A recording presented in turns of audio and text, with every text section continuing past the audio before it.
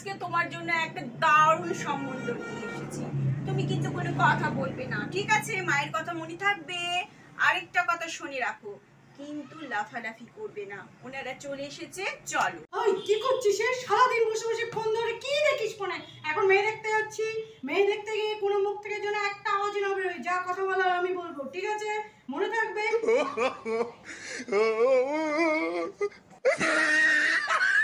আরে বাস, মাটা দি দারুণ।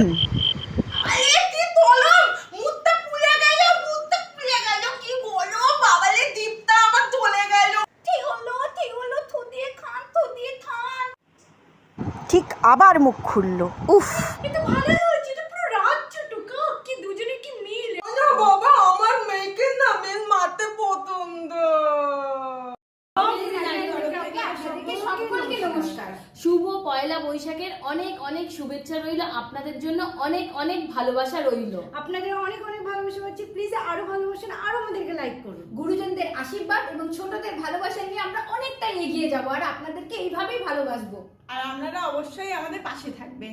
নতুন বছরে আপনারা আমাদের সাথে থাকুন, এটাই আমরা চাই। ধন্যবাদ। সোনা মা, আজকে তোমার জন্য একটা দারুণ সম্বন্ধ নিয়ে এসেছি।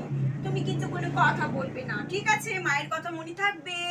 আরেকটা কথা শুনে রাখো, কিন্তু লাফালাফি করবে না। ওনারা চলে এসেছে, চলো। ওই কি করছিস? সারাদিন বসে বসে ফোন ধরে কি দেখিস ফোনে?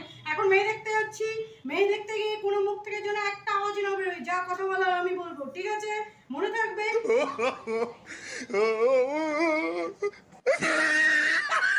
আরে বাস, মাটা দি দারুণ।